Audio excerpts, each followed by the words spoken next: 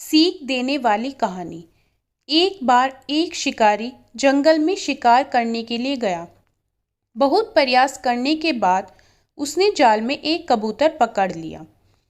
शिकारी जब कबूतर को लेकर जाने लगा, तब रास्ते में कबूतर ने शिकारी से कहा, तुम मुझे लेकर क्यों जा रहे हो?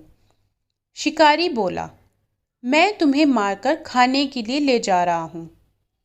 कबूतर ने सोचा कि अब तो मेरी मृत्यु निश्चित है।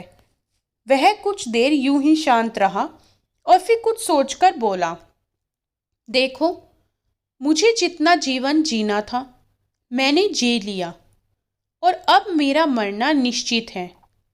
लेकिन मरने से पहले मेरी एक आखिरी इच्छा है। बताओ अपनी इच्छा, शिकारी ने उत्सुकता से पूछा। कबूतर ने बताना शुरू किया, मरने से पहले मैं तुम्हें 2 सीख देना चाहता हूँ। इसे तुम ध्यान से सुनना और सदा याद रखना।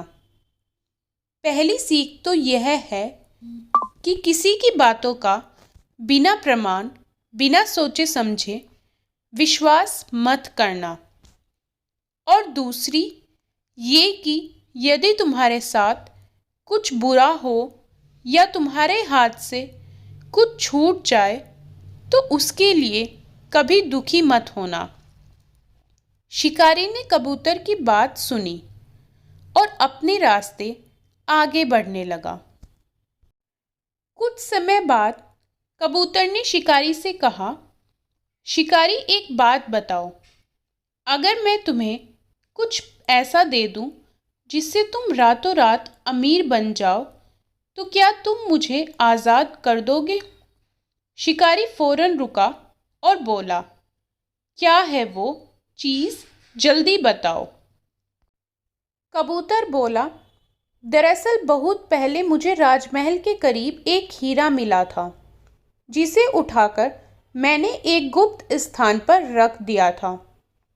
अगर आज मैं मर जाऊंगा तो वो हीरा ऐसे ही बेकार चला जाएगा।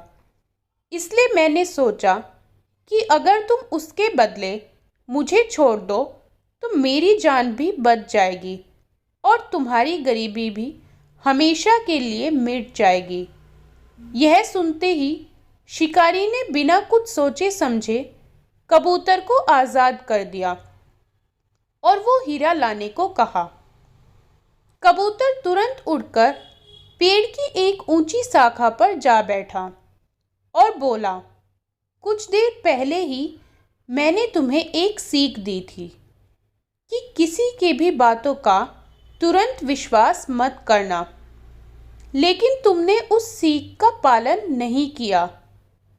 दरअसल मेरे पास कोई हीरा नहीं है और अब मैं आज़ाद हूँ।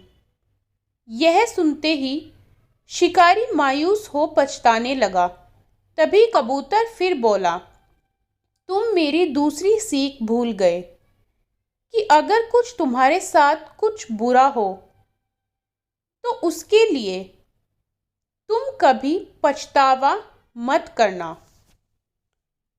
सीख। इस कहानी से हमें ये सीख मिलती है कि हमें किसी अनजान व्यक्ति पर आसानी से विश्वास नहीं करना चाहिए और किसी प्रकार का नुकसान होने या असफलता मिलने पर दुखी नहीं होना चाहिए, बल्कि उस बात से सीख लेकर भविष्य में सतर्क रहना चाहिए। आशा करती हूँ कि ये कहानी आपको ज़रूर पसंद आई होगी। अगर कहानी पसंद आए तो वीडियो को लाइक, शेयर और चैनल को सब्सक्राइब ज़रूर कीजिएगा। कहानी कैसी लगी कमेंट करके ज़रूर बताएं।